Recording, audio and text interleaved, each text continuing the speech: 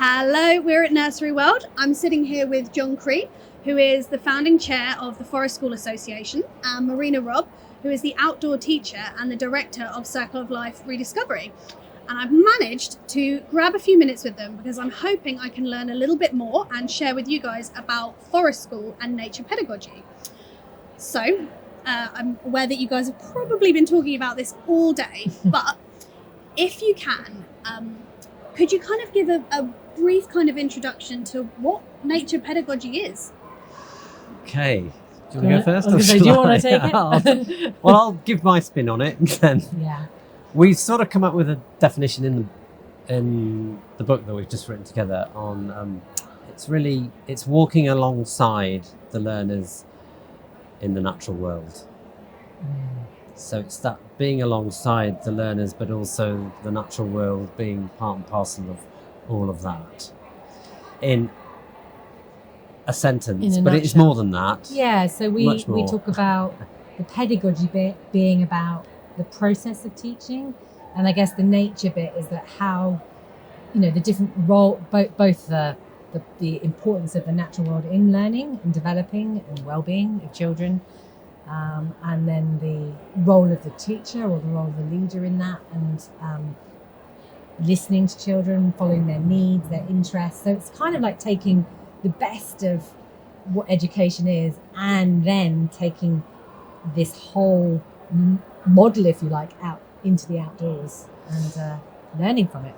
And it's seeing the natural world as a teacher. Yeah, because it is. Absolutely. It's a big teacher. It's probably, and it always has been for thousands of years as human beings, it's been our prime teacher. So it's working alongside the natural world as well as us being pedagogues, if you like. But it's that alongside thing that's really key. So working together with the environment rather than against it, would that be a way to describe it?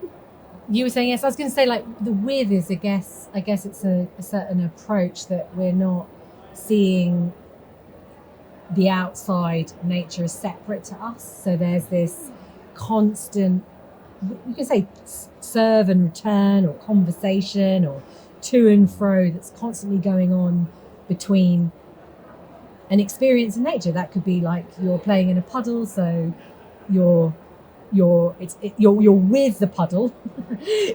You're with the puddle. You're having the sensory experiences of the puddle, and you're hopefully leaving the puddle when you leave. So it's there. Yeah, so it's there. There's something about puddles are big in my life at the moment. I've got a grandson who loves rocks and puddles, and there's just something. There's like this seamless thing between him and the puddle. He is the puddle and the puddle is him, and then he leaves the puddle and the puddle's still there, but it is that reciprocal relationship and seeing ourselves as part and parcel of it all, really. Which when you are little, he's only 15 months, there is this liminal thing between him and that's invisible, that's seamless. Because, well, if you look at Piaget, he says we don't get a sense of self until a little bit older in terms of that object related, but actually it's trying to get back to that if we're going to have a really strong relationship with it. Yeah. The way you describe that is beautiful. It almost feels sort of spiritual in a sense, I suppose, to kind of feel very at one, I suppose, with the planet and our environment. And something you touched on there about removing the border almost between indoors and outdoors, and that's something we see a lot of in the early years, that we have most of our time with children indoors, and then we have outdoor time, and that's our time to do things in the garden. But how might be a way to kind of change that perception? What might be a better way to do things? Wow. Well, I say, free flow is one of the keys, isn't it? Yeah. It's just that choice that I know our first nursery in Worcestershire, Evesham Nursery, which was the first nursery that took on board Forest School. It's completely free flow. There is no indoors or outdoors. The two are joined completely. Children have total choice as to, there's not, now we're going to go outdoors. It is part and parcel of the whole setting. But I think there's this, how can we, is that, you know, let's say if you're in London and you've got like a tarmacked area, yes, leave the doors open, let the children flow in and out, but we are also advocating for the teachers building enough confidence, knowing enough routines to manage safety, to be able to go on a walk to a greener space. So the how can we, I think we need to build that confidence to be able to walk 10 minutes down a road, do those safety checks, those routines, notice what's going on around you, and hopefully get to a greener space. It doesn't need to be a wild space, but it can be a space that has living material, you know, that has those extra sticks, those possibility of getting a bit dirty, which is really good for the immunity, you know, the possibility of the smells, the touch, all the because really at that age it's just so important to be stimulated through multiple senses, because that's really enabling huge development of these different senses, which is what we talk about a lot. Yeah, and then it is bringing that back in. Yeah, at the I same think time. is key at the same time. So it's constantly, even the walk to the setting in the morning, if you can work with the parents so they are also being with the children, but that sense of being outside and even just staring at the clouds on the way, the odd tree you might get on the street, listening to the birds, because you get birds everywhere. So it's bringing that experience inside as well as then taking that inside outside, that I think is just, we need to be more conscious of changes through the year, just tuning into the seasons. How do we do that? And then how does that link to the early years curriculum? Yeah. Because once you know that, then you see that you're meeting all those requirements that those nurseries and schools and, you know, need to do as well. Yeah. So I think there's education there, you know, that's necessary. Yeah. I loved what you said there about also encouraging parents to notice those natural things that are in our environment. But something you said there about listening to the birds, or am I right in thinking there's an element of being very present in those kind of moments of noticing nature? Is that kind of, I mean, I think that's something we lack a lot in our lives, especially practitioners in settings. We're very busy, you know, we've got to do a lot of paperwork, changing nappies, and it's a meal time. And is it about finding that kind of presence? Totally. And it's finding the presence of the children, because they are here and now. We all know when they're little, they're just completely here and now. And it's us trying to learn from them being in that here and now. And they will tune in to different sounds or a bird flying across. They often do something, particularly movement, or just noticing the tree on the way in. Oh, suddenly it's in flower. What's going on there? And it is being mindful of the moment, as you just said. But I also think there's that creative opportunity where you could, as a teacher, get a magic stick that's just a stick that can become anything. As we know, sticks are we're about to take off in an aeroplane now. Can you hear that noise? But anyway, you know, you can take a stick and that stick could be suddenly like an orchestra. So you as the practitioner could be pointing to the birds, or everybody could go and find a stick, and suddenly you're talking about listening and having something in the hand that's pointing out the listening, and actually now you're into communication and language that's happening as well. So I think there are things that you can do that help us all be part of the moment together and help us to notice. I think about walking down the street, the trees on the street or in the park, you could have one leaf that everybody needs to go and find. And now we're talking about matching and, you know, but we're also discovering and being curious. So it's simple. It can be, I think you're absolutely right. The child's place is in the moment, but together we can enhance that through creative and interesting ideas, for example. And it's helping them, because sometimes, particularly in the pandemic when they've been inside so much, sometimes we do need to use those little ways of helping them tune in, just by very simply the way we use our bodies, the way we might use just some natural props in some way to focus that attention a little bit. And getting messy. and dirty, and this idea of dirt being clean. It's not dirty, and I love that idea. And you go like that. What was it's that famous film from our childhood, like Sound of Music. Sound of Music. Like that. Our childhood was always kind of like they all got completely messy, and that was where they were able to feel free and explore. And I think that's really important, But how do we as nurseries or as practitioners make that okay? Because I guess for a lot of children, that's not really okay to get their clothes dirty. And so there are access issues, aren't there? Yeah, from what you were both saying, it sounds like we also as practitioners need to embrace that as well. Yeah. It starts with us. Completely. It starts with us. us. It has to start with the Totally. adult. It has to start with the adult. And I think from what I'm getting from what you're saying is that there's that the practitioners leading in terms of maybe the spark. So, you're saying this stick is magic, for example, or this stick is I'm a pilot flying a plane. Yeah. So you've kind of got that, the practitioners making that leap first. Maybe they're getting muddy. Maybe they're getting their clothes dirty. Maybe it is that they're encouraging that way by being the leader. I mean, is that sort of the... Well, I think it's both, it's isn't a it? reciprocal thing. Yeah. You're almost being a bit of a springboard, and then the children take on that, and it's just feeding off. It's typical play cues that are coming from each other. Exactly. That we, in early years, is essential. Because it is all about that play cue that you're going to give, that's going to exactly. stir up that curiosity. Yeah. Because that's what play is all about. So we got mirror it, like you're So we're stirring just it up, doing and this I'm sort gonna of thing. I'm gonna stir it up so with we you. stir And, it up. so we're both having some experience that we're sharing. It may be initiated by the child, and it may be initiated by the adult.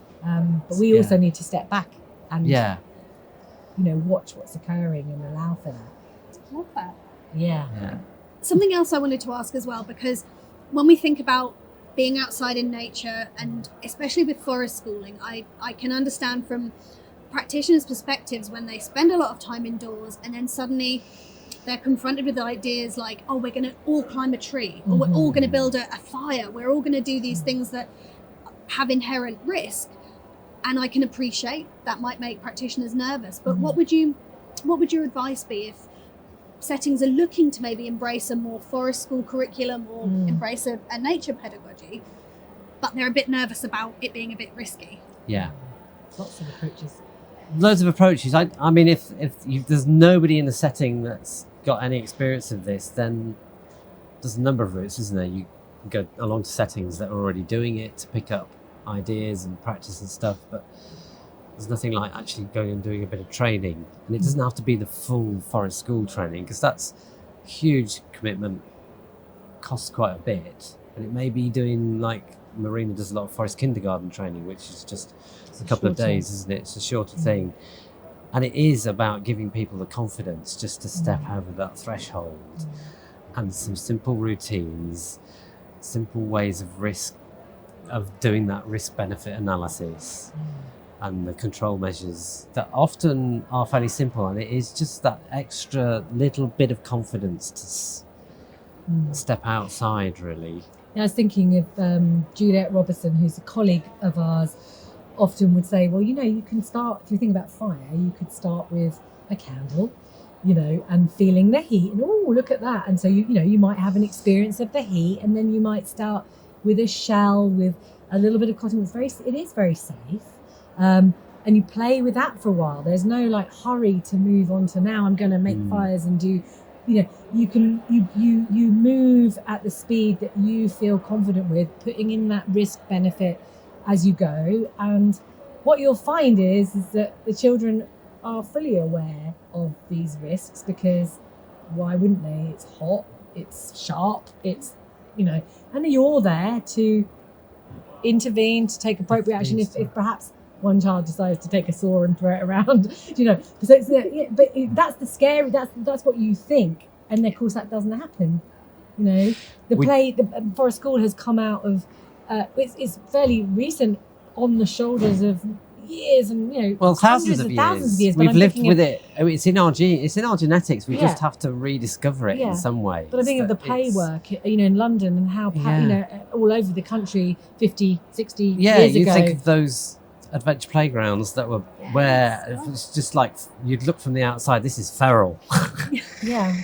but it's coming back. Yeah. And That it's is all coming back yeah. now. It's coming back. It's interesting how it went in the 80s, but in the 70s and the early 80s, that was all the rage, and then it went, and now it's coming back, and these things go in cycles, isn't it? But it is just that one little step at a time. Steps. Yeah. Yeah, and also we do need to really understand that the benefits of these risks. We really need to know that. And we both work with a lot of families who have a lot of challenges, and their home life is very risky. You know, so we're not really talking incomparable a lot of risk, but making the right, having the steps is also important. But we've got to take those steps because the benefits are huge in multiple areas of development, of culture, of society. And we're building a future here. So it's very important. We've just been doing in the presentation, there was a section on the risky play types that Ellen Sandseter, who's one of the leading Scandinavian pedagogues, professors in all of this in early years, and she's showing through the pandemic how even more important that it is that children are given this container to take those risks, particularly in her 6 risky play types, and so that we can be more resilient and cope with the stresses that are really coming through in this day and age. I have to say, I think that's wonderful advice, and I think, but also just being given permission, I suppose, to say, okay, we want to do this, let's take it slowly, because like you say, the benefits could be amazing. Also, I know you've both just written a book. What can we expect to find when we're opening the book? What can we read about? Gosh, there's I think 12 chapters. 13 chapters with a whole bunch of online resources that come with that as well. I mean, we go through the history, we go through a whole range of practical how-to working with plants, with animals, with tools, with and the elements. And then we also really look at the theory and look at this idea of nature pedagogy and the models that underpin it. And we talk about mental health because it's a great talk a lot about mental health and behaviour. And strategies for working with the behaviours that are being presented to us now, and the impacts of things like ACEs, adverse childhood experiences. And hopeful. We are hopeful. Yeah. And we understand there's a lot of really challenging situations in lives all the time, but we are hopeful. So I hope that it is a hopeful book that empowers people to make those first steps. And there is quite a lot about play all the way through, really. Absolutely. Just the theories of play and the play processes and how we as practitioners interact with those. And accessible, I hope. I mean, that's what we don't want it to be academic. It's referenced, but it isn't supposed to be that you kind of read it and go, what does that mean? We're hoping it makes sense. I mean, a lot of people have said, who've read it, said, well, this is like a manual. You've just included everything in here, and it's made us want to dive deeper into certain topics. Because obviously, in one book, it could have been 4 times longer. It started off twice as long as it was. We had to cut it right back. But that's wonderful. One, that it's accessible, but something you touched on there, that practitioners and teachers and settings can feel empowered. Yeah, and that's amazing. That we want to open those doors for people to try it. So. We want to give skills and everything. Well, thank you both so much for sitting down with me. I hope that this has whet people's appetite a bit, and they'll be able to find out more information in your book, which is out now. Yes, it's been out. It's out, and you can get it through various websites that you'll hopefully link to. Amazing, certainly. Thank you. Amazing. Thank you both. Cheers. Right. Thank you very much. Thanks, guys.